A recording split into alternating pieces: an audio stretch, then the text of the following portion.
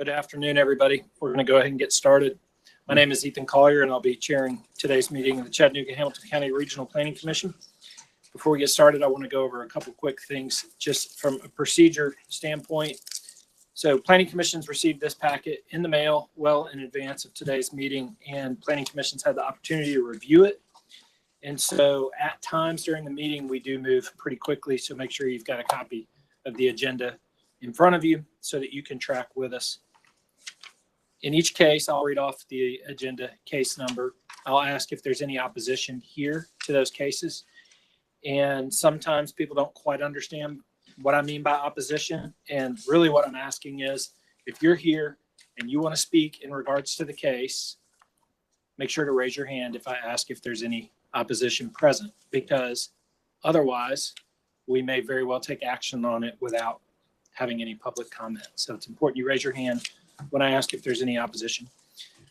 When there is, we'll most often hear the staff report first. We'll hear the staff report, then the applicant will have the opportunity to come up and present their case. There will be some conversation back and forth between Planning Commission and the applicant, and then the opposition will have time to speak.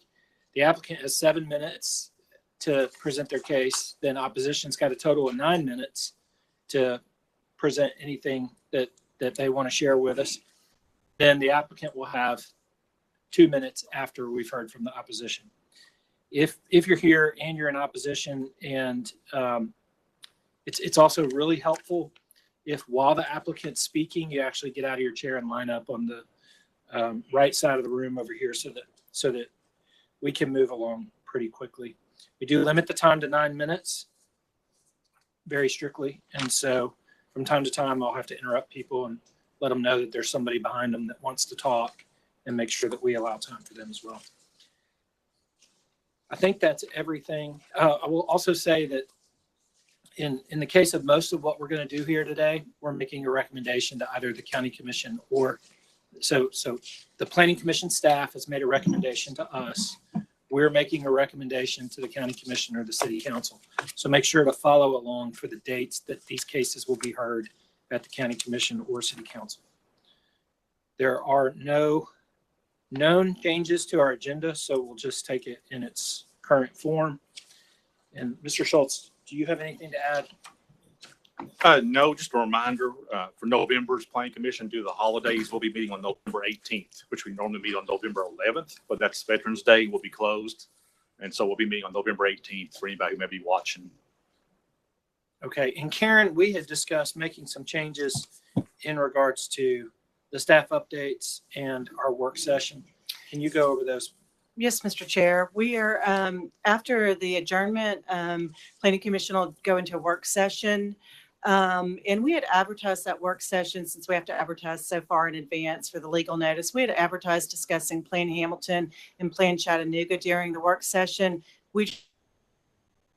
So I'd like to handle those as staff updates. And then we do have a Plan Hamilton, a full presentation on the draft plan at the next Planning Commission meeting under the staff update. So Okay. If we can just do Plan Hamilton and Plan Chattanooga under staff updates, and then after the adjournment, we'll go and then we'll focus on the City of Chattanooga new zoning ordinance and the mapping portion. Fantastic. Thank you. All right, with that, we'll just jump into the top of the agenda. First item is case HCSD 2413, and this is I'm sorry, it's final plat, and it's lots 40 through 69, 72 through 81, and 83 Evan Way, and it has a staff recommendation to approve. Is there any opposition present? Move to approve. We have a motion to approve, and it has been seconded. Is there any discussion? Are there any opposed? Motion carries. Next case is HCSD 24-14, and this is Hunters Point subdivision. And it's lots 1 through 550 and community lots 1001 and 1006. It's located on Hickson Pike at Green Pond Road. And Has a staff recommendation to approve. We have a motion to approve and it has been seconded. Is there any opposition? Any discussion? All in favor, say aye. Aye. Any opposed? Motion carries. Thank you. Next case is HCSD-24-15. It's preliminary plat. Albin Chase subdivision, lots 1 through 35, located at 6467 Ottawa Georgetown Road, and has a staff recommendation to approve. Is there any opposition present? Is the applicant present? All right. Mr. Schultz, briefly. Yes, this is a subdivision plat, a preliminary plat. You may remember last month, the month before last, you saw a special permit for a PUD on this property. So the new PUD was approved by Planning Commission, as approved by County Commission. So this is the plat that goes along with that. It's lots 1 through 35 and Community Lot 1. There are some things that need to be shown on the plat, like showing sewer line laterals, show the mail kiosk location, and a traffic impact study may be required during permitting for the sensitive area. So with that, it does meet the requirements. The county fire marshal had some requirements once these things are added, which is usually done at final plat. So this does meet the requirements with those conditions. So staff recommends to approve. This is a preliminary plat. Thank you, Mr. Schultz. Any questions for staff? Councilman Ledford. Thank you, Mr. Chairman. Brian, can you give us some scenarios when a PUD expires, please? Well, right now they don't expire, but when this thing was approved originally as a PUD back in 2006 or 7, they had a 3-year expiration date, and that PUD expired because of that. Thank you. Yes, ma'am.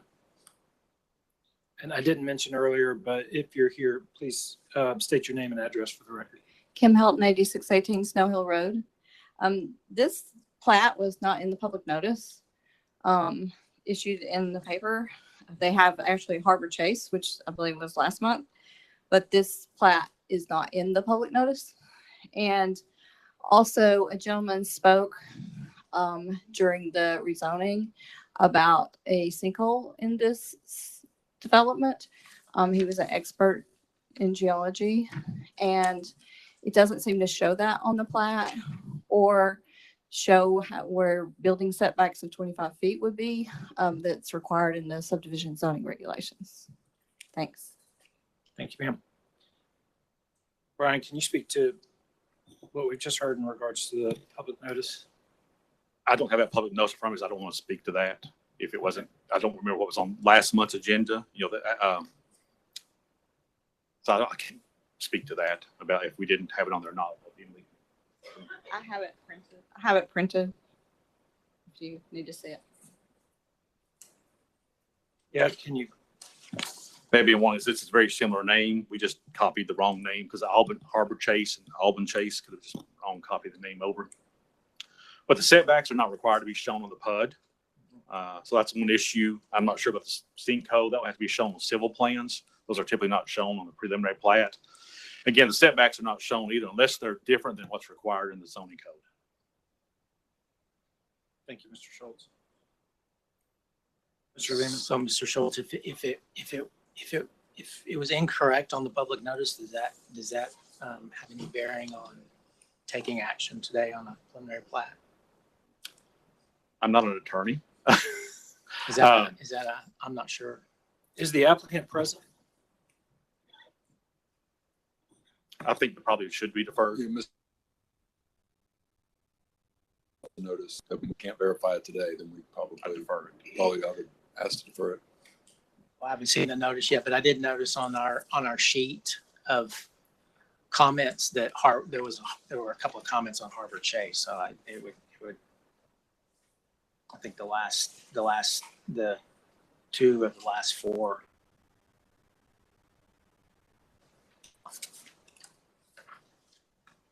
I'd entertain a motion to defer. Second. We have a motion to defer and it has been properly seconded. Any discussion? Point of order, can we state that it's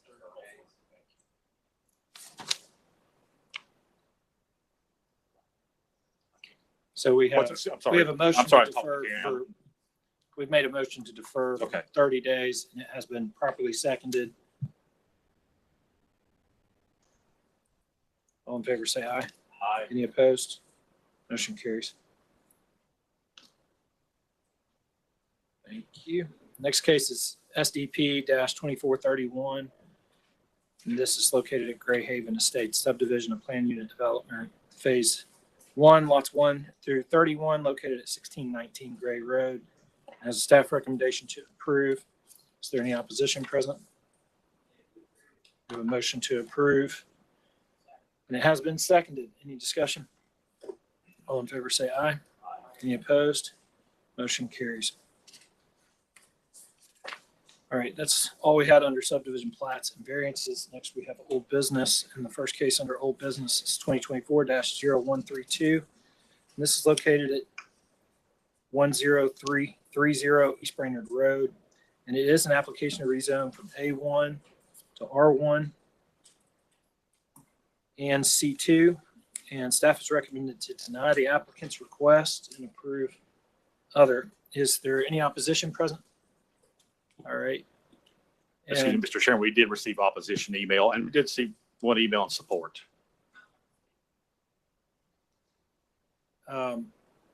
thank you. And is the applicant present? All right. Mr. Schultz. Sure. There's two cases for this. I'll go through the first case. It's 2024-132. This is a request. This is deferred from last month. So this is a request to rezone from A1 Agriculture District to R1 Single Family and C2 Local Business Commercial District. You can see on the map, there's no commercial zoning nearby this property. However, you look to the south at London Lane and East Brainerd, there is a commercial at that node, but immediately abutting this property is R1 and A1. You can see on the map here as well, the orange line. Everything to the left of the orange line is where the C2 is being requested, and everything to the right is the R1.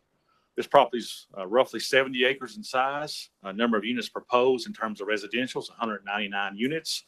That's a density of 3.37 dwelling units per acre. There's been no zoning history on this particular piece of property. However, to the west or the left across Appleson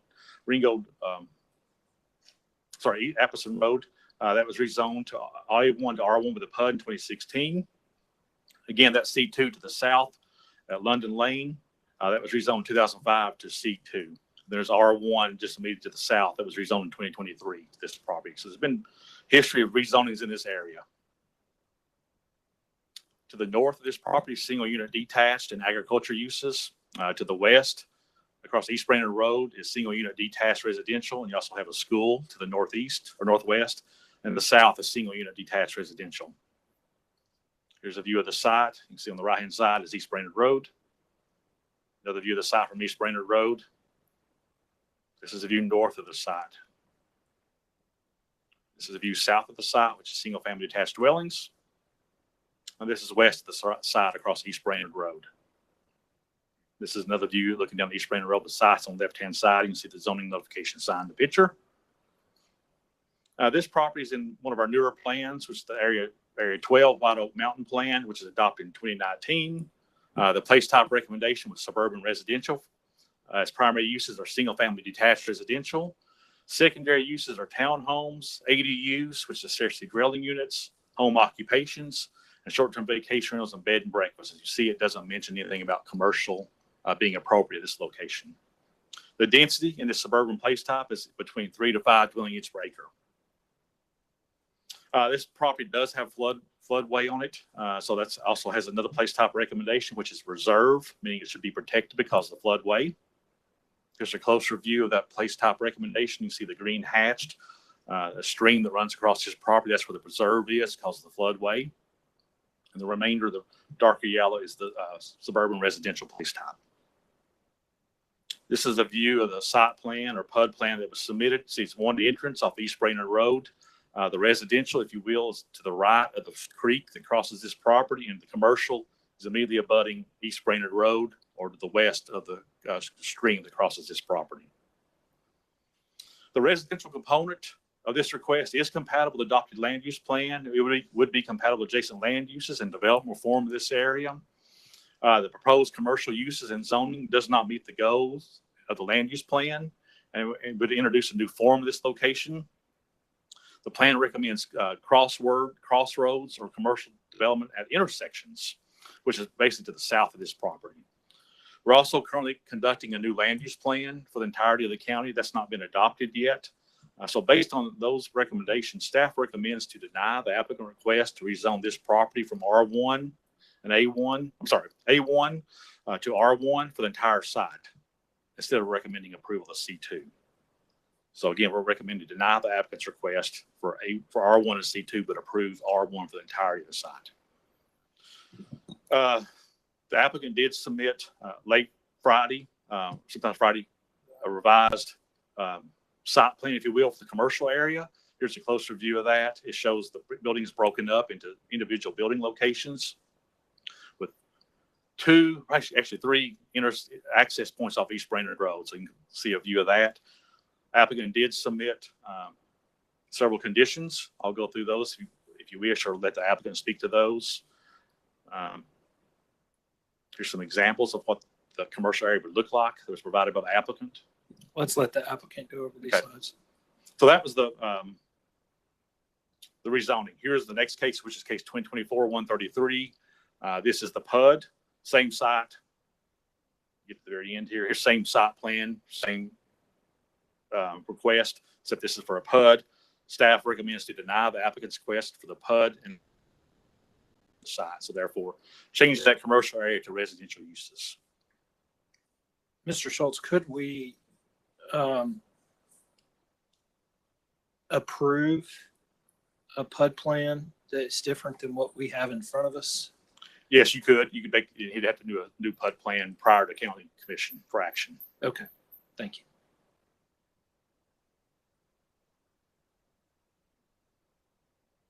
Is that all? Yes. Unless you have any other questions. Okay. Mr. Reuter? If I could just add one thing. There is a major T-Dot road improvement in this area. It does, it goes on East Brainerd, I think, all the way to the intersection there, the Publix and everything. It's in right-of-way phase right now. So we do expect that this area is going to get a pretty big improvement to East Brainerd, but it will not go all the way to this site. That's part of our reason of being. There's been a lot of retail commercial development out there. It's great, but we're just concerned about traffic, I think, more than anything. And we have to have some decide where commercial belongs and where it doesn't. And I think that was kind of our position on just making the whole thing go. Thank you. Any questions for staff? All right, we'll hear from the applicant.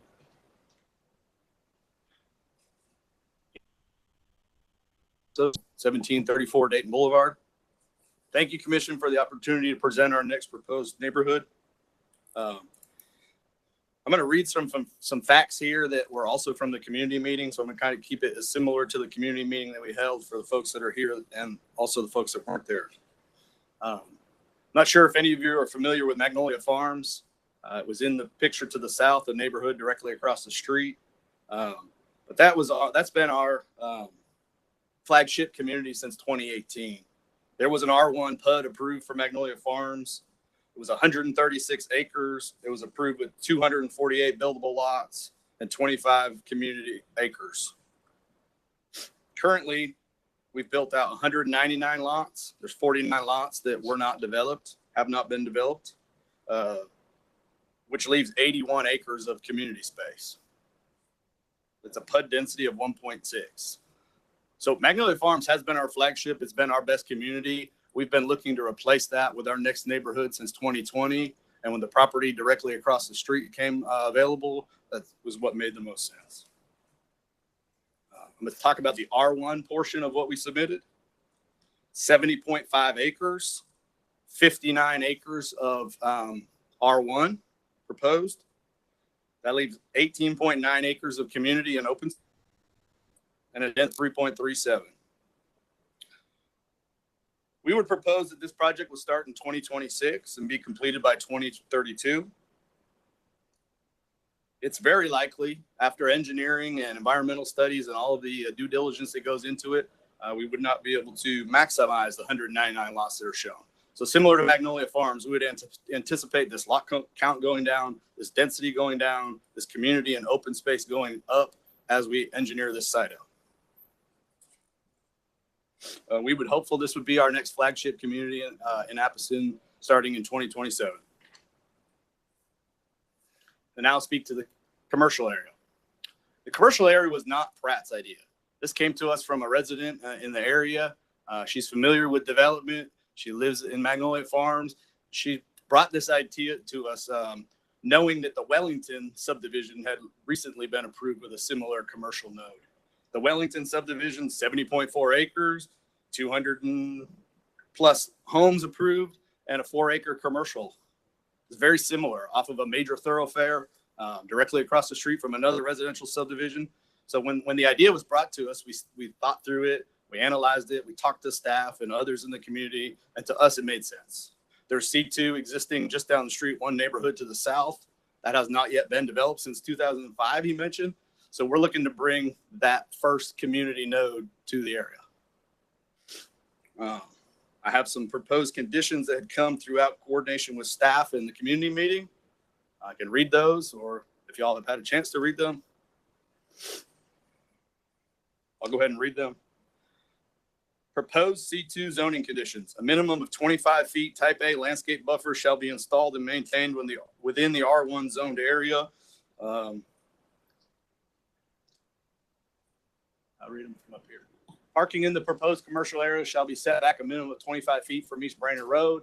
Landscaping shall be provided within the proposed commercial area as generally depicted on the attached site plan. Lighting to be directed away from all residential areas. No street or light poles within the development shall exceed 20 feet in height.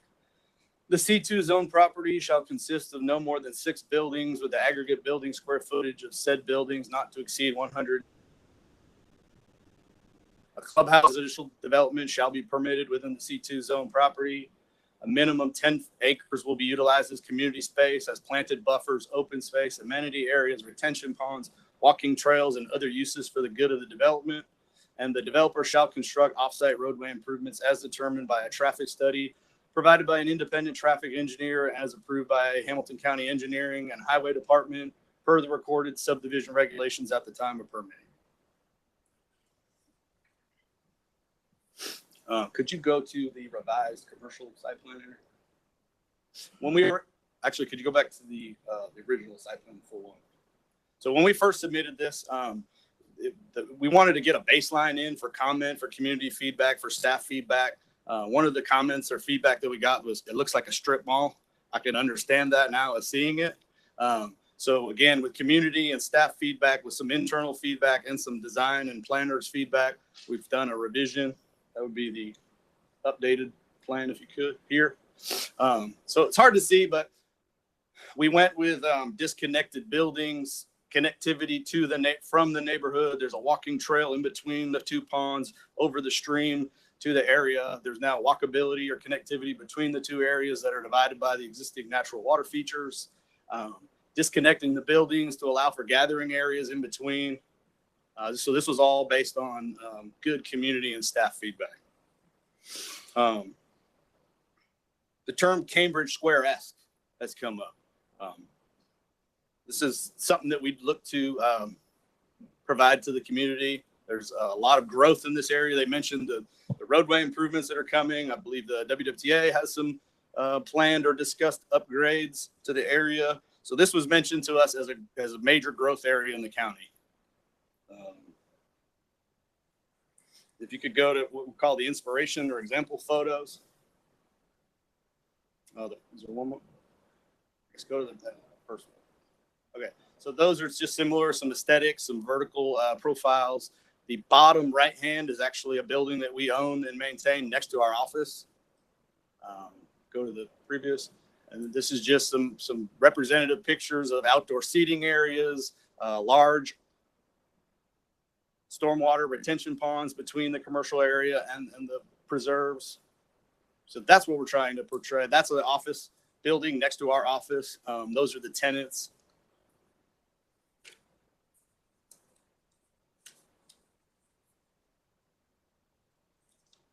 So we're looking if this gets approved to build what we would consider a boutique development, high-end services, unique walkable retail space with connectivity to the residential areas, with a focus on enhanced landscaping, green spaces, transitions, and amenities.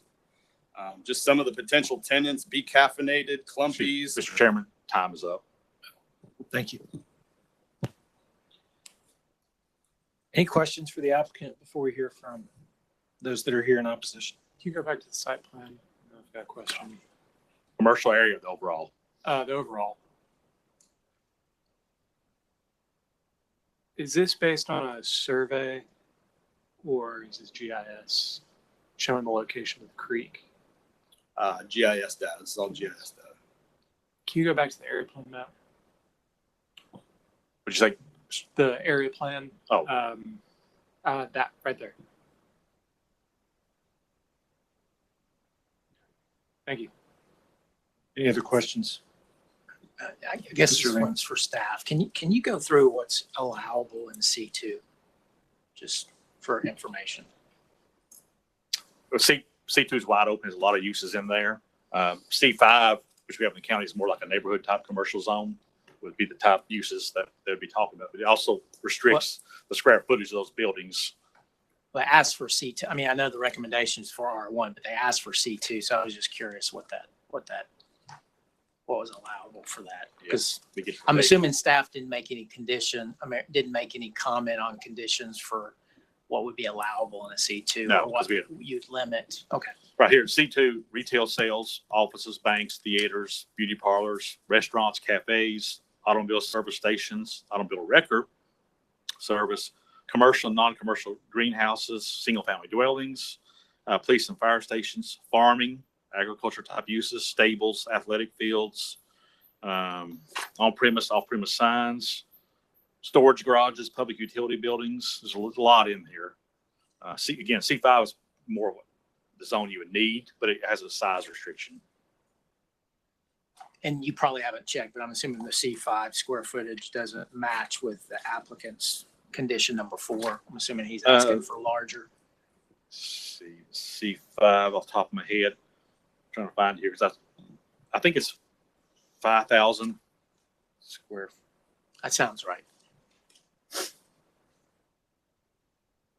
One-story structures shall not exceed 5,000 square feet of total floor area. If it's 2 stories, it goes up to 6,000 square feet. For the floor plate. Total Or floor total- area. Total total. floor area. So if it's 2 stories, 6,000 Yes. total. Total. If it's 1 story, 5,000. Thank Yes. you. Councilman Ledford.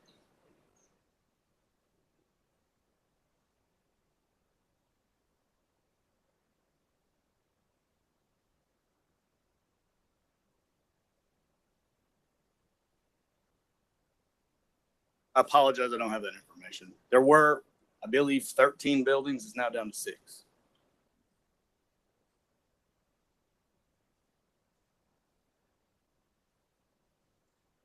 I'm not sure because in some of the feedback we received from staff and the community, there was a recommendation to relocate the clubhouse from the front area internal to the subdivision, opening up another potential building at the front. We did disconnect and remove, I guess if there were 5 plex buildings, the center was removed.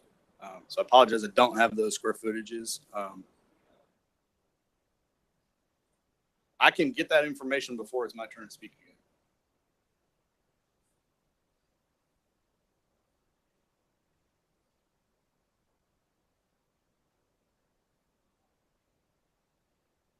Yes, sir. So we held a community meeting.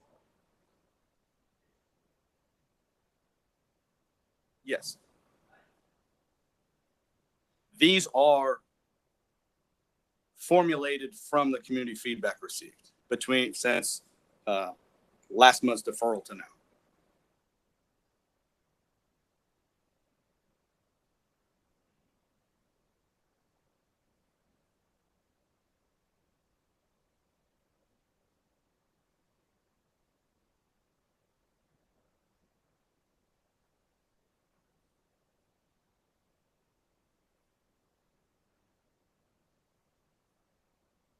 The site plan shows deceleration lanes, and then Well, there's a proposed condition that we would make whatever offsite roadway improvements the traffic study recommends.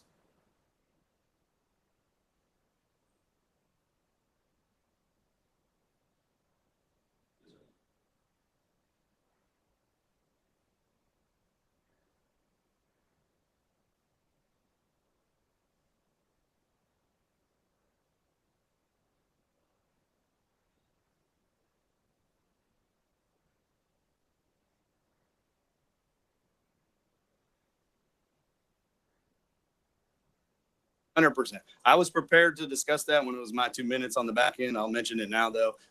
So we actually did not receive any feedback from the community on types of businesses or uses to remove. We're welcome to a lot of them. I would say that most of those that he mentioned is not the intent, but we did not receive any feedback from the community or the community meeting people that attended on removing any of the proposed uses.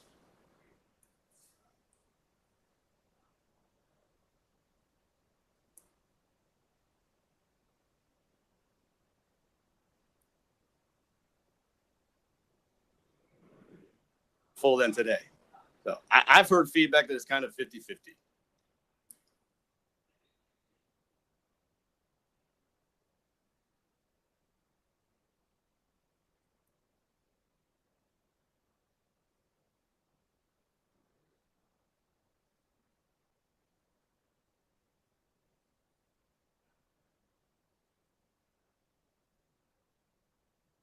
Agreed. What I would like to point out is, and I had a list of businesses, vape shops, 99-cent stores, storage. That's not the intent. That's not ideal for us as the residential builder in the back. So this is kind of a best use for the area. Right. Well, we'd be welcome to work with the community and Commissioner Helton between now and County Commission to look through those uses. Thank you. All right, we'll hear from opposition. If you're here and you'd like to speak, please do line up here on the right side of the room and state your name and address for the record. Hello, my name is Laura Ellis. I live at 10333 East Springer Road. I live directly across the street from this property. I'm very familiar with Magnolia Farms. We sold our farm to Mr. Pratt, and he developed Magnolia Farms. I really appreciate what you've noticed about our community and about how essential, how important and critical this decision is. We're talking about 1.5 miles of undeveloped land that has a C2 zoning at the corner of London Lane and another C2 zoning at Camp Road, and all in between Appleton Elementary, East Hamilton Middle School. Large pieces of property that have single family homes, some agricultural land, and then several neighborhoods that have been developed. I realize that our area is growing and has to be developed, but this is not appropriate for our community. I don't know where Mr. Blankmore got his information from about the community meeting, because not one person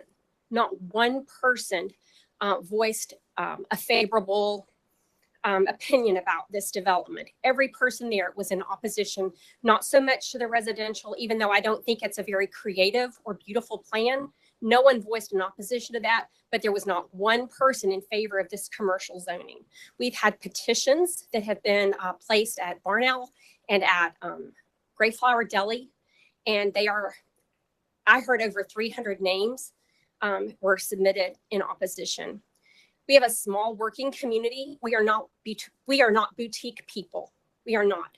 You ask the people who own shops, who have clothing shops and a small gift shop on East Springer Road, they struggle to stay in business because we are not people who have that excess income to go and spend on meals out, boutiques, clothing, whatever. You know, as you said, East Springer Road, I mean, I've counted. We have multiple vape shops. We have 3 grocery stores, multiple nail salons, 3 car washes, 2 storage units, 2 hardware stores, 5 auto-related business, churches. We are not going to support, and I would think it would be reckless for someone to invest in commercial business as Mr. Blakemore has described in this area. If this is passed, it sets a precedent. It has great legal ramifications. My home and my sister's home, we made a choice to stay there. We own 5 acres. Why would we not ask for ours to be zoned commercial as well? We wanted to live there around neighbors in our home in a rural valley where our families lived since 1840. So I'll let the others speak. Thank you for hearing me, and thank you for your decision to oppose this commercial zoning. Thank you very much for that. That's what our community wants, is opposition to the commercial zoning.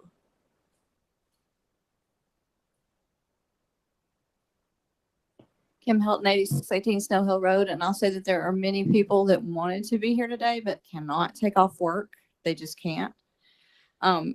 This is surrounded by rural, so it would be spot zoning. The commercial development is located in the floodplain, and there's already flooding issues. The subdivision to the south was also built in the floodplain, and they're having flooding issues. So then if you build again up there and fill in the floodplain even more, there could cause more flooding issues in that area. The current plan says that should be reserved because it is a floodplain. The new draft of the plan in that area does show a neighborhood note on there, even though there was feedback from the community asking not to develop in the floodplain. And there's also over 5 acres of wetlands right there as well, according to a TDEC report. TDEC does not regulate the floodplain. So even if TDEC gives approval, they're not approving development in a floodplain. They might just approve filling in the wetlands, which that's a lot of wetlands, over 5 acres. I don't know how much would be filled, but that's a lot. The new plan shows a neighborhood note there. The neighborhood note says it's generally 2 acres or less. This is about over 11 acres. It says that it should frame an intersection. This not is that it's not an intersection. It's right in the middle of a 2-lane road. It should be for walkability. There's no sidewalks on East Spring Road in that area, and parking is usually behind the buildings, which that is not the case here. So it doesn't even meet the requirements that would be in the new plan, according to the draft. Mr. Chairman, about 4 thank minutes you. left. Hi, my name is Dennis Rushing, 3009 Weatherwood Trail, Appleton. I just wanted to talk about the traffic. I mean, add another community in there with commercial. The school area already backs up during the day. It usually backs up past to that where the new subdivision is planned. So I just want to let you guys know that I oppose that, and there is a lot more community members that oppose it. I don't know where he got his information from, but I've spoke to a lot of different people. And I also concerned about emerging services during peak hours of traffic, getting to homes in the amount of time that's required. Something to think about. Thank you. Thank you, sir. Thank you. Mike Price, 3608 Woodcrest, Appleton, Tennessee. So as a member of the Planning Commission years past and as also a resident of the county, there are times that I show up in opposition. But this is a red letter day because Kim Hilton and I are on the same side, believe it or not, as it relates to a case. I do have 108 signatures. I believe there were 150 were also given to Commissioner Hilton. Let me help you understand the scope. This is 100,000 square feet. It's double the size of what's currently built at the public center. That's what they're proposing. Given the fact that you already have for 19 years sitting at the intersection of London Lane and East Brainerd Road, 2.5, 3 acres of commercial that no one has developed, and you've got 5 acres that sits over there next to the True Value that nobody has developed, and the road widening is going to stop well short, and it's not going to be wide in my lifetime between here and Appleton Pike. It is strictly residential from London Lane to Appleton Pike. It should stay residential. He says it's Cambridge Square-esque. Where's the square? It's a bifurcated strip center. Call it what it is. It is not appropriate for this area in this location, and the community certainly doesn't want it. Thank you.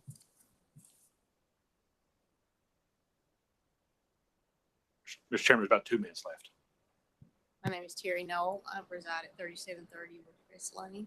The primary issue is the commercial once again, and we probably would have had more residents here if we had had more warning that this was going to be coming up today, and it didn't get changed on Friday.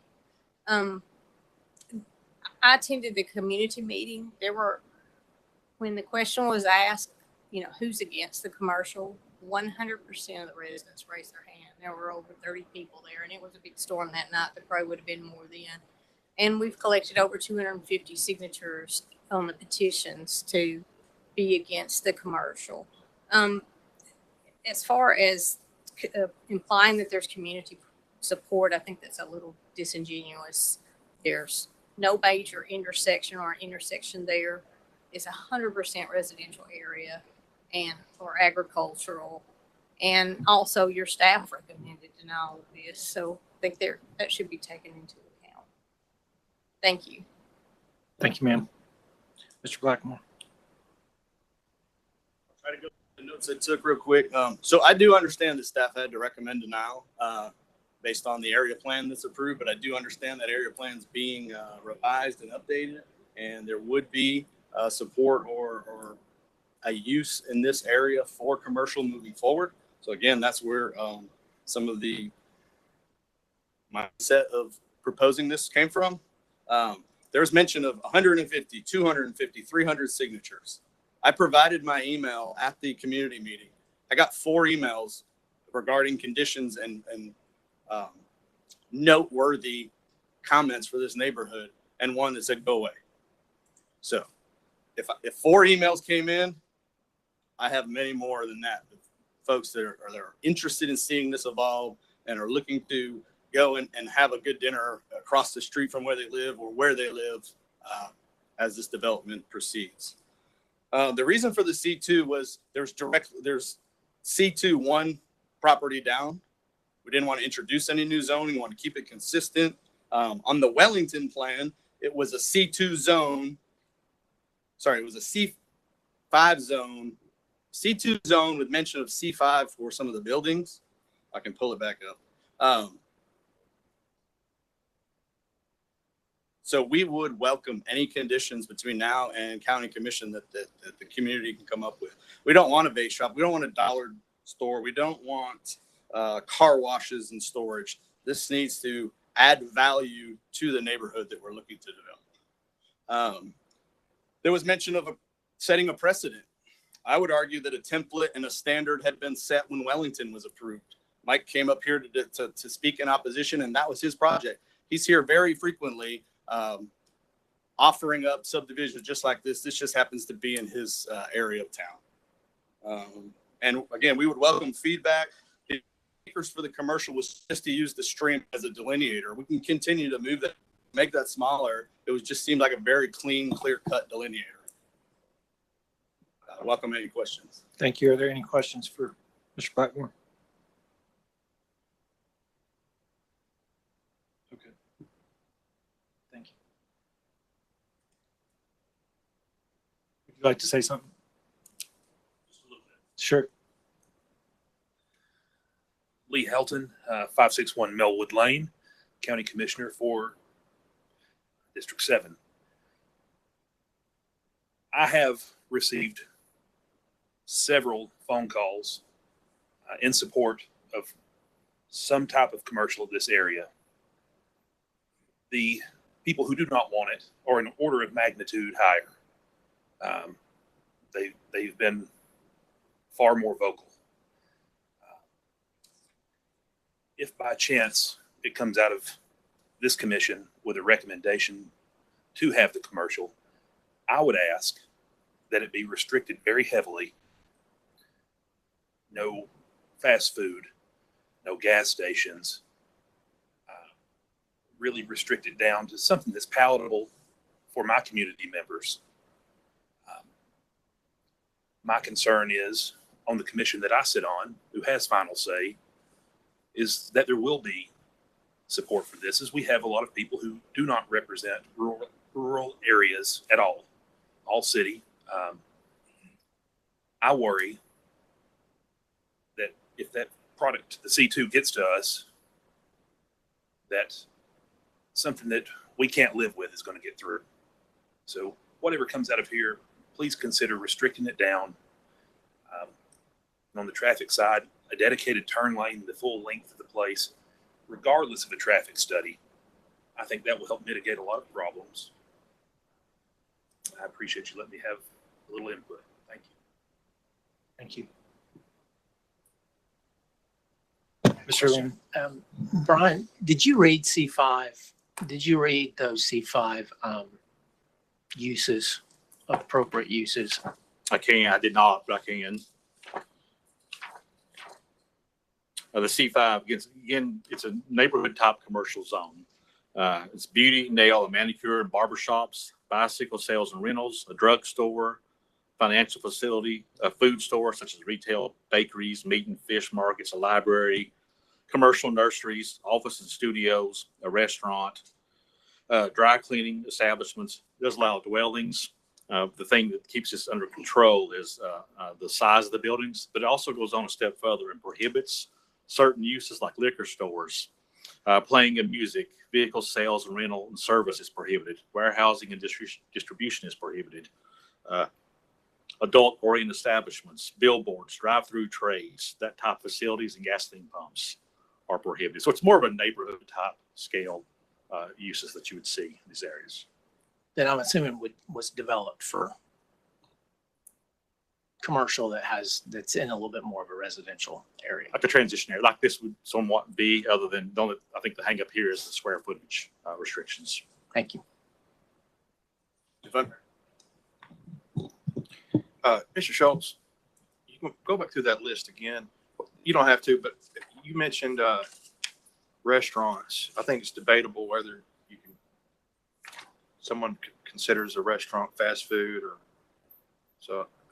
I agree with Commissioner Helton's request of trying to eliminate fast food. Is there something in there? Well, under the prohibited uses, it does say drive-through trade, drive-in trade, or curb service would be prohibited. So I think that would prohibit your McDonald's, Wendy's, whatever. Anything that's drive-through would be prohibited. This would be geared more towards set-down restaurants. Okay. So I guess what I was thinking of, and Lee, you might have been thinking the same thing, but if to allow a C5, but relieve the restrictions or change the restriction on the square footage, does that seem like an option other than allowing C2? I don't know that we could. I don't think you can. That's like a variance per se. I don't think you can do that. But I guess you could approve and understand the issue that's been brought up related to commercial along that corridor, although it is to the south. You could do a C2 with condition it based on uses or Similar prohibited C5 uses that are allowable in C5. You can do C2, the C5 uses. But then that C2 still opens you up to larger square footage. But I think they do have a condition in here limiting that size. Well, let me ask the applicant because he showed back up. So is the hang up relative to a C5 the square footage? Square footages, and I believe there's a couple of other minor details in there. I would come back up if I have the time, but I would welcome the conditioning, very similar to C5 uses. Again, I got no feedback from the community. I understand they mentioned it, but I didn't receive any physically. Again, no vape shops were agreeable to that. New fast food were agreeable to that. New car washes, no. So I think between now and county commission, we could tighten up the proposed conditions. Thank you. Councilman Ledford.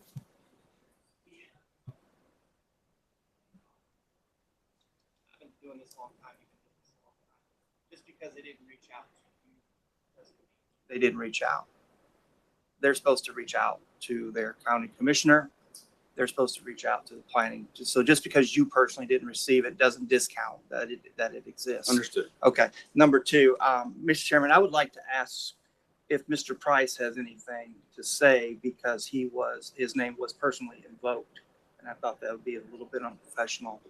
And I would like to give Mr. Price an opportunity to respond since his name was brought up. If he would like. His name was brought up in His name was brought up in as having a personal interest and oh, sure. In a form of what I consider to be a little unprofessional. Sure.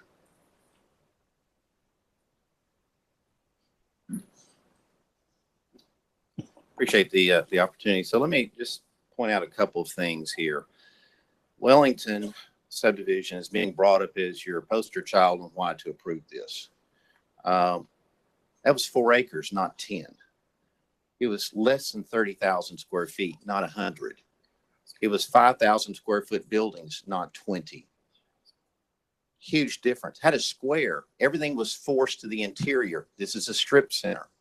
Let's not try to call this something that is different than what it is. It is not what we did at Wellington. It is not a Cambridge Square. It does not have the open space and the community event space. And you don't have the ability to draw people in because there are no sidewalks that come to this location. I think the best message to send, and I understand what Commissioner Helton is saying, he represents me and my district. The best message to say is no. Then there can be a further conversation moving forward. But there seems to be so much ambiguity. Doesn't even know how many square feet was in the first plan versus this plan. The number of residential units is going to change because they haven't really fully vetted that out. I'd like to know what's the width of those residential units in the back. Are those going to be 50-foot minimum? Because if you approve at 199 and he can't get all those in by that plan, and I've done multiple plans on that site, I promise you, you can't get that many unless you're going to do 25-foot wide single family lots. So if you prove a PUD, you should prove a PUD with a minimum lot width. So let him propose what that might be. At the end of the day, this is a square peg, round hole. It doesn't fit. It really doesn't. This is not a Wellington. It's not a Cambridge Square. It's not the right place for this location. And I designed Cambridge Square, and I also did Wellington. And I'm proud of both of those. This is not one that I could see would be fitting of either of those. Mr. Reuter. Thank you, Mr. Chairman. You know, once we give a staff position, I try not to sit here and lecture and expand on it, but when Mike Price gets to come up and talk again, sorry, every time in the future that you give people multiple times to talk things, you're going to hear from me too. I know it's unfortunate, but the reason we recommended, at least my position on why we don't want commercial here, is because there's a whole lot of commercial down the street. This road is going to be a 2-lane road for the rest of time, probably. Mike's probably right. We're not going to have funds to widen it anytime soon. Every time we put curb cuts there and more commercial, you're causing somebody that's going to be living a half mile down the road 20 more time in our car. We're going to hear as much from people in cars backed up on East Brainerd for the next 5 years until TDOT gets that done. It's going to be frustrating. People are going to be frustrated sitting in traffic. That's why we try to limit commercial development stripped out along corridors, not because I don't think people should be able to go get a gallon of milk or get their chiropractor down the street. But they can get, the people that have to go through there have issues too. Thank you, sir. Thank you. Mr. Schultz, do you want 2 turns to talk? No, I'm good unless you got a question. Okay. No, I'm not going to follow Dan with that. All right. I just didn't know if anybody else wanted that. All right. So I'll just say we've heard from the applicant, we've heard from staff, we've heard from the opposition, heard from our county commissioner. And I'd like to know what it is that the planning commission wants to do with this case. So I would entertain a motion. Mr. Chairman, I'm gonna make a motion to recommend staff's recommendation based on the premise that the C2 has too many unvariables, too many questions that need to be answered. It needs more time to be vetted. It needs to go back to reworking if C2 is, or any kind of commercial, maybe C5. Appreciate Mr. Commissioner Lehman's comments that he made about the possibility of downgrading that C2 if that's the will of the area. But I think that is responsible. I think we owe that to the folks of Appleton, and that is my motion.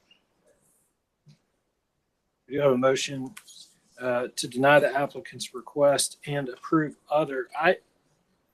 And a host of reasons were given for that, but I've just got some heartburn about approve other, because other, if I'm understanding this correctly, is R1 on Correct. that property, It'd be the entire site, be R1 the entirety.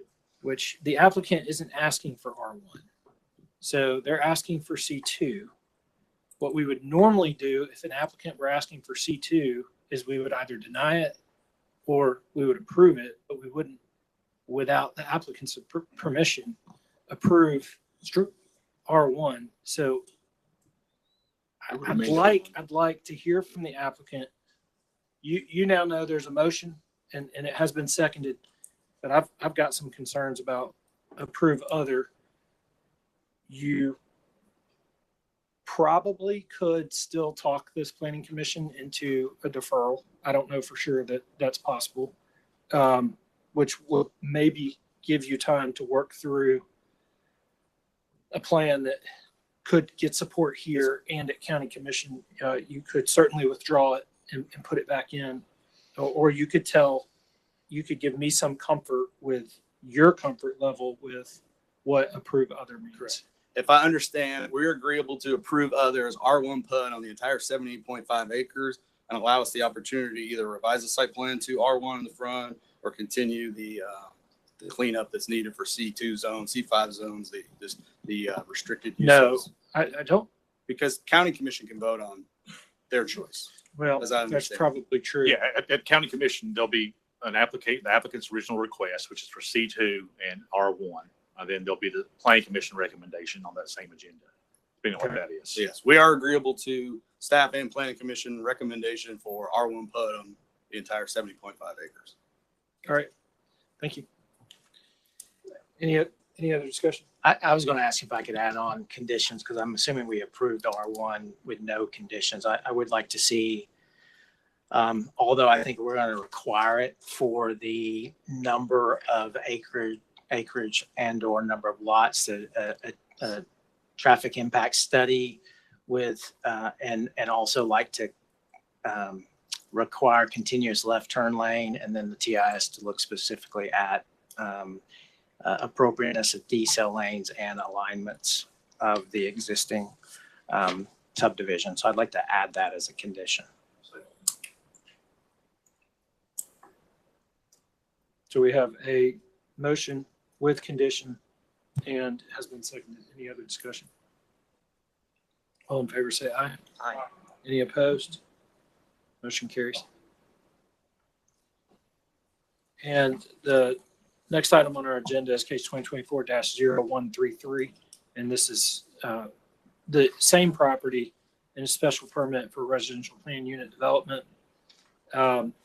In this case, Mr. Schultz, if we accepted the staff's condition or Yeah, the staff recommendation, you feel like that works? Yes, would get with the applicant and he'd revise a PUD plan to show the entire site shown as R1 with the residential shown in that commercial area. All right, I'd entertain a motion. We're not going to hear from opposition or the applicant in this case, since we already have. So we're making a motion to approve a PUD that coincides with the recommendation on the rezoning. That's right. Okay, motion. We have a motion and it has been seconded. And that motion, just to be clear, is to deny the applicant's request and approve other. It has been properly seconded. All in favor, say aye. Any discussion? Yes. Well, that's what I've inquired and We have done that before. You all have done it before. It just before it gets to county commission, he needs to send us a revised PUD plan showing that being residential. Puts the onus on. Puts the onus on him. Yes. Well, we're recommending. We're not approving the PUD plan. Yeah, We're recommending.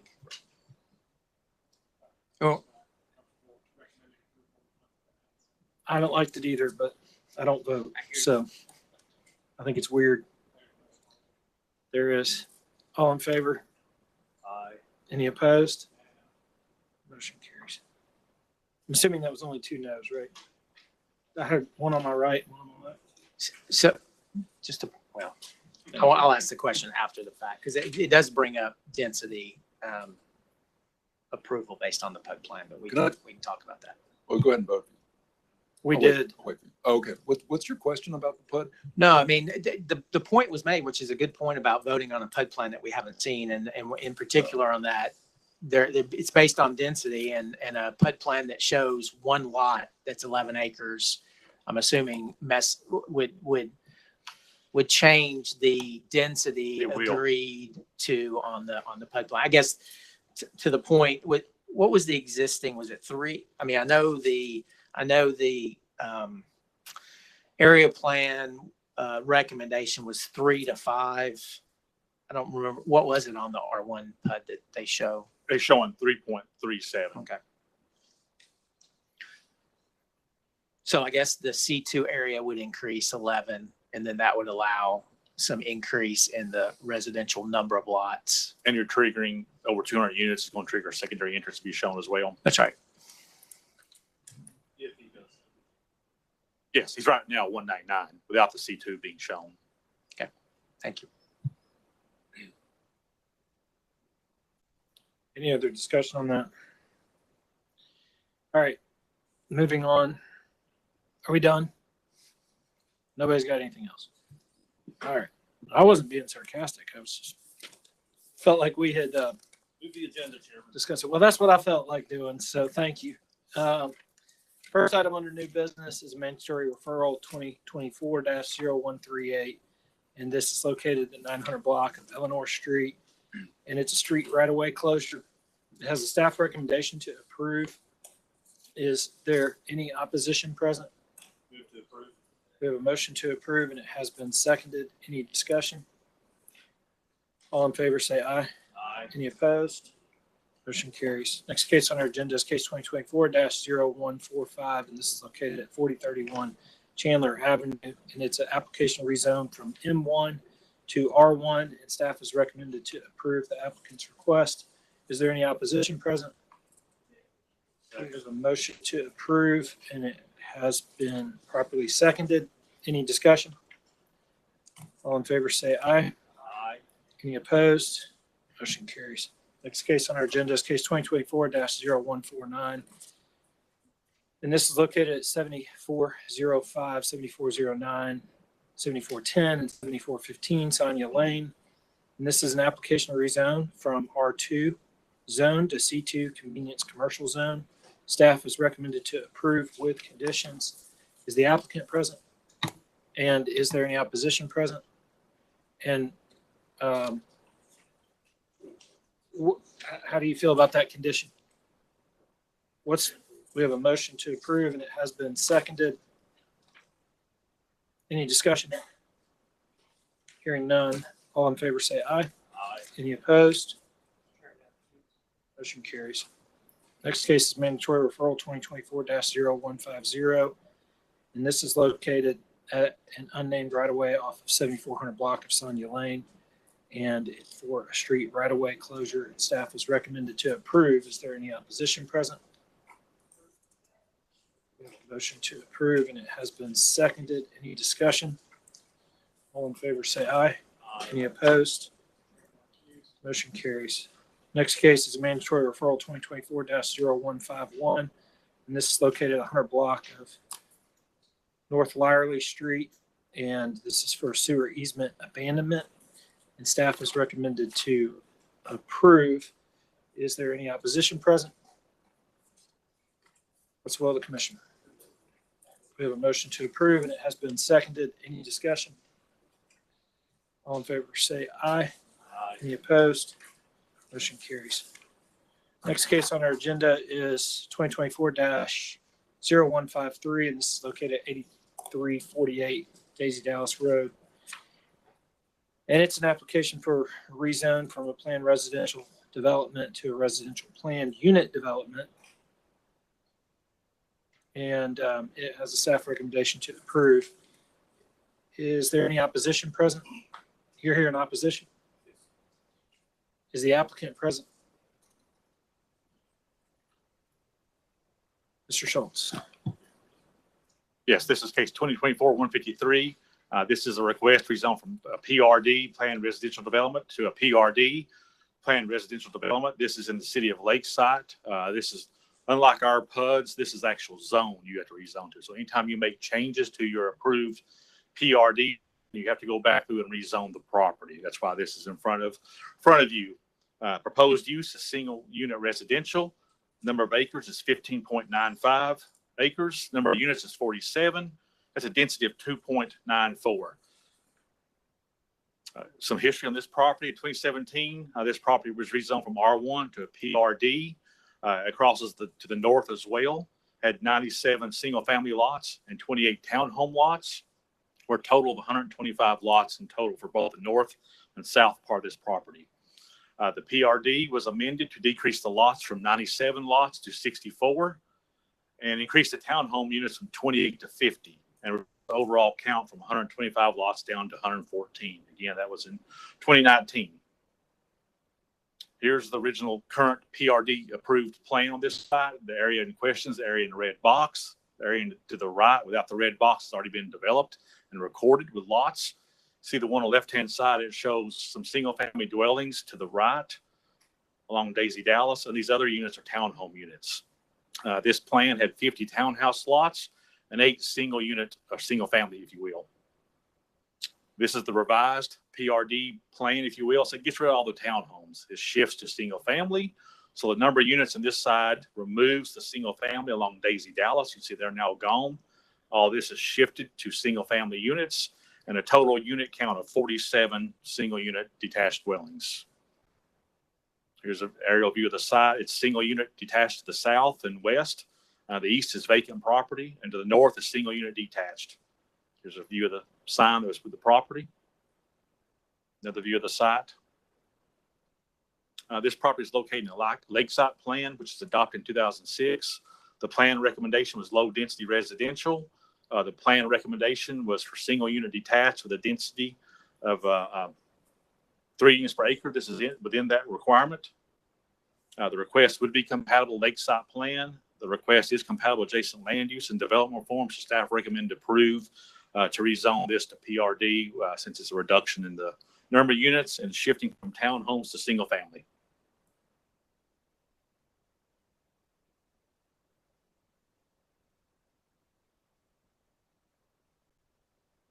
Thank you, Mr. Schultz. Any questions for staff? All right, we'll hear first from the applicant.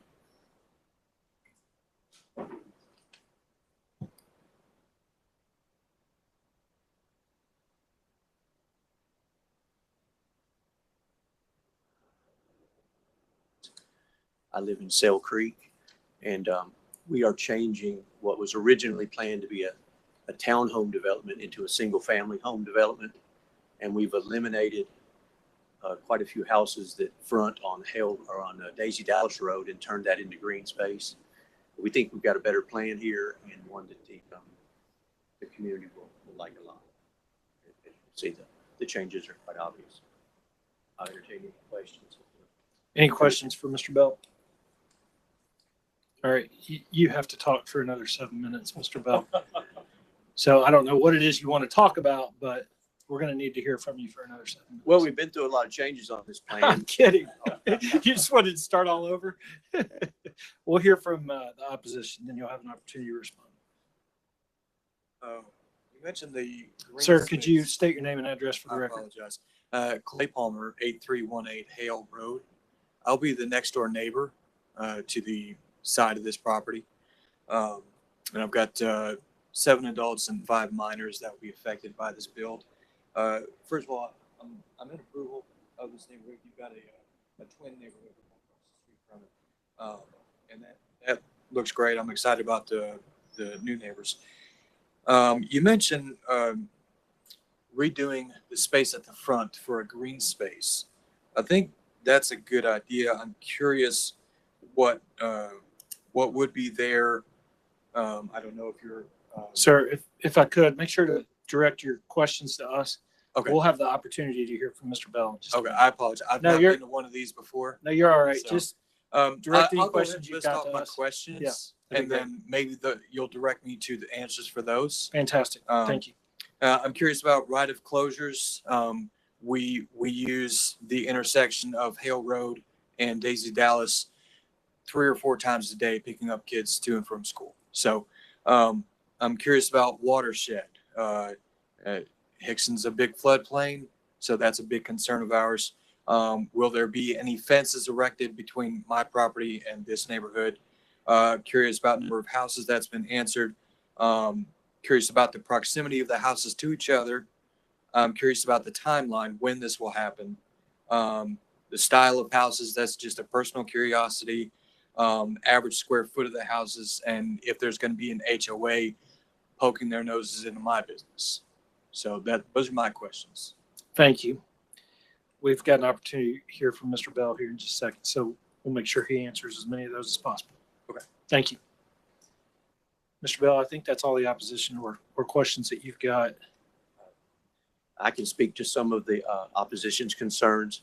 I don't think that the HOA of this neighborhood would have any purview or ability to poke their nose into his business.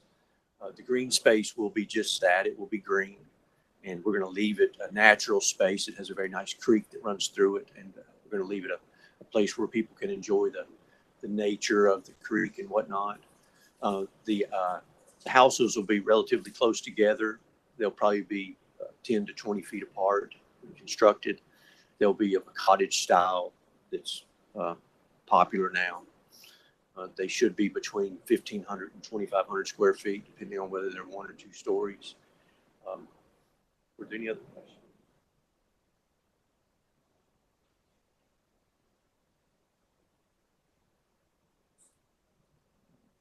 Timeline, I think it'll take about a year to construct this from the time we start. We hope to start in the spring. And the time to build all the houses, that will be really dependent on the economy at that moment. But I would expect it to take no longer than 3 years.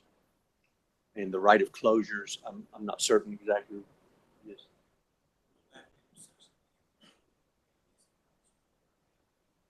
No, we don't expect to close that intersection. There'll be one period of closure, and that is when we tie into the sewer line that runs.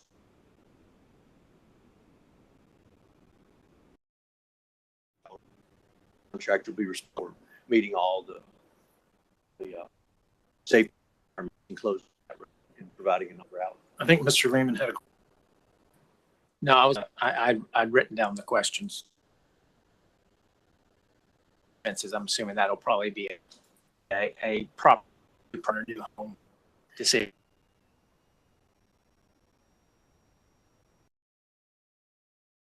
The fence around the outer property line. Thank you, Mr. Bell. Any other questions? Moot. Sure. If Watershed was addressed. I noticed. Sir, I think that's a legitimate question, but the time for the opposition has ended. But Mr. Bell, if you could just come back up and address how you handle stormwater, because I think it's important for the neighbors. plan shows 2 large detention ponds on the site, and we'll meet all the requirements of the Hamilton County regulations regarding salt. And we don't expect to alter the drainage of the area in any significant way. Motion to approve. We have a motion to approve, and it has been properly seconded. Any discussion? All in favor, say aye. Any opposed? Motion carries. I'm going to turn the meeting over to Mr. Anderson as our vice chair. Is this his first time to serve as vice chair of the Planning Commission? So that's right. First meeting to run, but not overall, just here.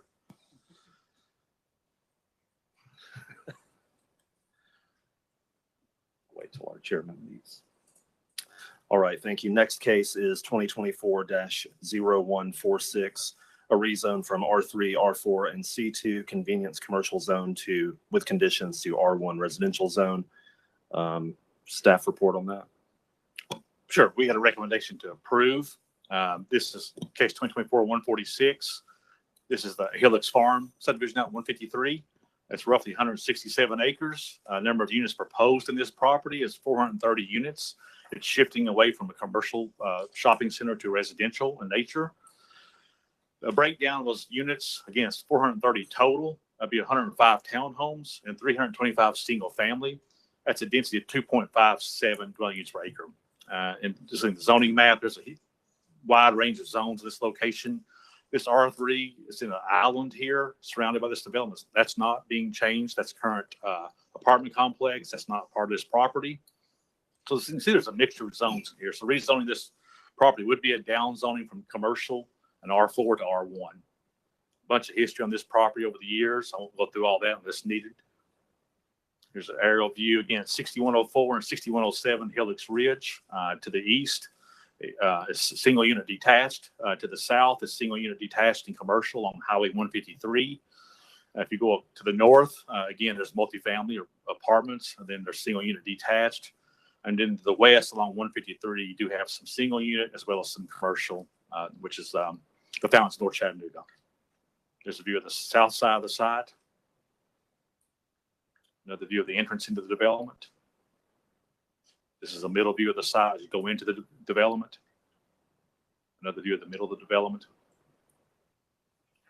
This is the looking north of the site from along Boy Scout Road. You can see it's very steep going into the development. This is adjacent to the site. The site's just beyond those trees in that picture along Boy Scout Road. This is the view of that subdivision. Just showing here, there are some topography challenges on this site. Hillocks Farm is just sort of in the middle where that screen is. There's some challenges in this site in terms of topography. This is in the Hickson North River Community Plan, which was adopted in 2004, and it recommends high-density residential for this general location. Here's a closer view of that plan recommendation. You see it's the brown with the red cross-hatching. Here's a view of the original, this is the site plan submitted with this rezoning request. You can see again, most of the green area is kept as open space with a residential PUD with mixture of townhomes and single family, and a small component of commercial as you come up 153 into the site. So in terms of zoning, the request would be compatible with the Hickson North River Plan. Again, it's down zoning to R1. The request would be compatible with adjacent land uses and development reforms, so staff recommended to approve. And just some history on this site. This site has probably, I don't know, just guessing 10 to 15 pages of conditions on this property. These conditions will go away as part of this rezoning. So staff recommends to approve on this rezoning to approve that. Thank you, Brian. I'm going to take the applicant in opposition on this case as well as the next two cases because they're companion cases at the same time. Of course, we will take action on each of the three cases individually. Is the applicant present? Is there any opposition present? Okay. Well, okay, we'll bring you up after the applicant then. Tiffany, come on up. You have 7 minutes and then 2 minutes for rebuttal after the opposition. Good afternoon, Commission. I'm Tiffany Farley. Address is 537 Market Street. This is a development that has been in process for quite some time, as most of you already know. The original rezoning was in 2014. It was a high impact commercial and office complex development. We are proposing this be reduced to a residential development, except for along the corridor of 153, which makes sense because the entire corridor of 153 is commercial, as we all know. There's an existing roundabout that's been already installed. It's a very robust roundabout. The apartments that are already in place, the only conditions that we're keeping are the ones relative to those apartments. The rest of the conditions, we are trying to get those all lifted. There was, as Brian said, there's quite a few conditions. A lot of the code that's come into play since then takes care of that. Those conditions are really difficult for staff to try and enforce on any level. A lot of them were relative to traffic study and that type of thing. We will be redoing the traffic study. The original traffic study was approved in 2013. It's been a minute. So we need to update that. We fully anticipate putting a signal in at that roundabout to handle this development and handle that corridor on 153. This less intense use, mostly single family detached, which is what the entire area is surrounded by, only makes sense in this area. It's not as dense as it could be. Just as Brian mentioned, the topography is a challenge on this site. I know that there have been some concerns about stormwater. As with every development that's approved in the city of Chattanooga, we have to handle our stormwater to pre-development conditions. So we're not going to be adding any additional stormwater or issues as far as that's concerned. It's much less intense than it used to be. Our density, as Brian mentioned, is around 3. We've got townhomes, and the reason for the PUD is to have townhomes and single family detached. That's the tool that we have now to do that. There is 25 acres of open space.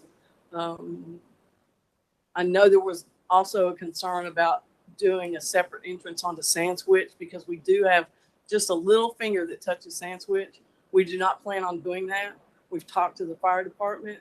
They are in line with our plan because there is such a robust roundabout and because we're putting a traffic signal in. So they are fully on board with this. We relayed that to CDOT as well. And if anybody has any questions, I'll be happy to answer. Any questions for the applicant from the Planning Commission? Councilman Ledford? Thank you, Mr. Vice Chairman. Number one, it's okay. You're okay. I know you've been working very closely with Chairman Henderson. Yes, we have. And I apologize for not mentioning that. That's okay. I knew that was the case already, and I want to say thank you for that, for having his input, because it's not only critical but it's extremely important when it comes to the city side of things. Without a doubt. I am very fascinated with the fact that infrastructure has already been placed ahead of. Was it intended to be that way? Do you know? That robust roundabout. Yes. I mean, when it was a commercial development, it had to be there. Okay. And I think it was part of the original plan when the apartments came in, because there were so many units that they had to go ahead and install that so that the rest of it could develop around it. Okay. Yeah. Well, that's a plus. Without I would a definitely doubt. say that's a plus. So put a pin there real quick. Let me come to Brian. Brian, will steep slopes, vegetation component of the city come into play at all on this site? Well, remember, yes, if they're disturbing anything over 30%, they would have to, if they're disturbing it, replant. Then I'll pivot back. Yes, we've taken that into consideration. All right, I'm glad that you did. So I'm feeling pretty good about this. Those were my main concerns, and appreciate the work up front and working with you. Thank you. Yes, sir. Thank you, Vice Chair. Thank you, Councilman. Any other questions for the applicant from the Planning Commission? All right. Thank you, Tiffany. We'll have the opposition come up. You're entitled to up to 9 minutes. And Mr. Chairman, I failed to mention, we did receive an email in opposition. It was more concerns about connecting to sand switch and flooding. Right. Yeah, I read that. Not so much opposition, just questions. My Okay, name is please state your Desiree Dunderville. I live at 173 Integra Vistas Drive, apartment 312. So I live in the apartment complex. And my questions are just, there's one entrance in, there's one entrance out. That's all there is. And I could not tell when I called the phone number on the signage and was sent information. I could not tell from the layout they sent me where the buildings of homes is going to be in comparison to where our apartment complex is. And I'm just very, very concerned about there being one entrance in and one entrance out, and how that's going to affect all of us who live there and are trying to get to work. I'm very encouraged to hear about a traffic light, because there's definitely needed to be one there for quite some time. And that really is my main concerns, is when construction is starting, how that's going to affect those of us who already live there. That really is my basic concern.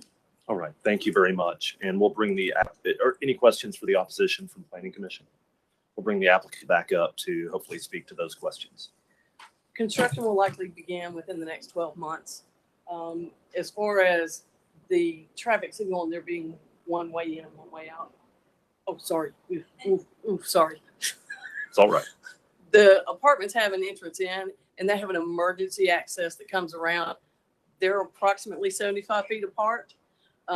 The traffic circle coming in has a 45-foot entrance lane. It has a 25-foot exit lane. And we will also have a right in that comes out of the commercial with a decel lane. City Services has said that will accommodate any kind of emergency that they have. It allows entrance into the commercial area. They can even be reversed if it had to be. So I think we're good as far as that goes. You're good. You're good. All right. Any other questions for the applicant from planning commissioners? Right. What's the will of the commission? Move to approve, Chairman. Second. I have a motion that's been properly seconded. All in favor? All opposed? Motion carries. We move on to case number 2024-0147. What's the will of commission? Move to approve, Chairman. I have a motion that's been properly seconded. Any discussion? All in favor? Aye. All opposed? Motion passes. Move on to case 2024-0148. What's the will of the commission? Move to approve, Chairman. I have a motion that's been properly seconded. Any discussion? What's the will of the commission? Sorry. All in favor? All opposed? Motion carries. We will take a 30-second recess for our chairman to return.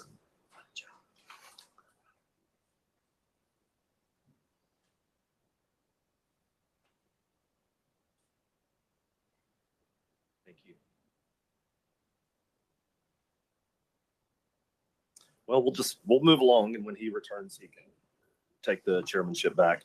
Let's move on, Brian, to case number MR 2024-0139, or Emily rather, and I will hand the gavel back to Chairman Collier.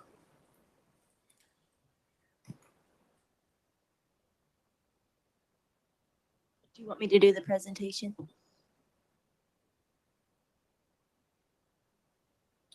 You're on mandatory referral 2024-0139.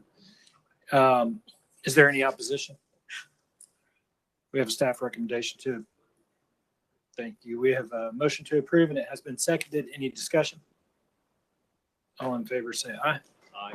Any opposed? Motion carries. What's going on? I step out for 5 minutes and y'all calling in the Hamilton County Sheriff's Department? There's some law enforcement who want to speak to you. Okay. All right. Fantastic. Oh, no. I hadn't pushed the button. Next case on the agenda, item 2 under governmental mandatory referrals is 2024-0140, and this is located at 2508 Taylor Street, and it's for surplus property and has a staff recommendation to approve. Is there any opposition present? We have a motion to approve and it has been seconded. Any discussion? All in favor say aye. Aye. Any opposed? Motion carries. The next mandatory referral is case 2024-0141, and this is located at 860 Macaulay Avenue. And this is also for surplus property and has a staff recommendation to approve. Is there any opposition present?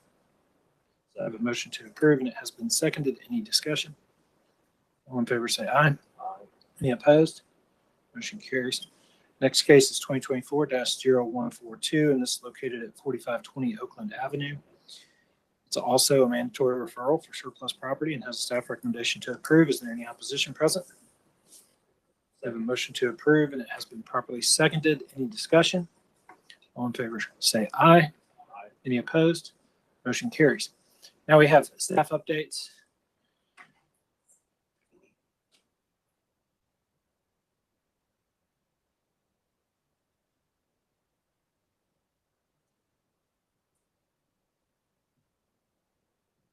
I have two brief staff updates. And Brian, do you mind pulling up the presentation? There's just a few slides on there. And Mr. Chair has mentioned at the beginning of the meeting for anyone who might have stepped in later, we're going to transition to a work session after adjournment and focus a little bit more on the City of Chattanooga zoning ordinance and zoning mapping. Because we only have brief updates on Plan Hamilton and Plan Chattanooga, we're going to do that during this staff update phase. Brian, next slide, please. Yes, just as a reminder, Planning Commission, due to the conflict with Veterans Day, is going to be November 18th in this room at the same time. We've changed the handouts in the back, but just a notice that we're on November 18th for the next meeting. Okay, so Plan Hamilton, just to give you an update, we are nearing completion on the draft plans. We'll share those with planning commissioners and share online as soon as they're ready to go. I believe we're on task for getting those out the next week. Brian, one more slide, please. We have the final round of public meetings for the plan scheduled. The next slide will have those, but we're getting those posted on our website. The county mayor's office has pushed that date out. And for the October Planning Commission meeting, under the staff updates, we'll have a full presentation on the draft plan at that time. So next October, at the October meeting, staff updates the full plan presentation on the draft. And then we're still scheduled right now for the November Planning Commission meeting action on Plan Hamilton. So if you're interested, next slide. Just the final round of public meetings. There's a couple areas that are combined, but otherwise we have a series of 5 meetings. Believes they start next week. So that is all for Plan Hamilton. Unless you have a question, planning commissioners are always welcome to attend those meetings. And then Plan Chattanooga, then if no questions. Brian, next slide. So draft documents, we have a draft pretty much at 100%. They're being reviewed by city departments just for accuracy and making sure we're not missing anything. They're under review for the next 2 weeks. We plan to post the draft plans to planchattanooga.org, September 27th through September 30th. We gave ourselves a few days of wiggle room there, but that's really about 2 weeks from now. Public meetings, we're scheduling the mid to end of October, doing a public meeting cycle there. This will be scheduling with city council members in the next few weeks. Dates are pending on those. I did put through end of the year because we're not scheduled to come before place the plan on the Planning Commission agenda until the first of the year. So we have a little bit more time, but we'll start getting out the information on the October meeting dates here in the next few weeks. So, and then since we really are thinking January for that, we'll have a work session or presentation near the end of the year, but that we're not quite ready to get that on your calendar yet. And then, Mr. Chair, after adjournment, I'll come up for the rest of the information. Thank you. We do have a time on our agenda for public comment on non-agenda items. Is there any?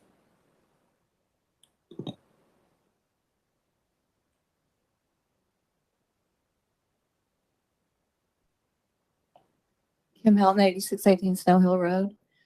I'm not sure if Plan Hamilton was on your agenda, but we're not getting the email updates for a lot of these meetings that are taking place. Last community meeting, we didn't get an update on the email, and it went on the Plan Hamilton website. Also, we were told at the very first meeting we get to see the plan in pencil, and it just seems like this is going to go too fast for any changes that the community might have. Feedback from the community could be incorporated in the plan, like we were led to believe that would take place.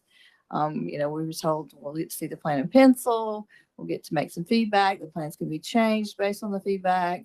Then we will see a final draft before it comes to the Planning Commission agenda.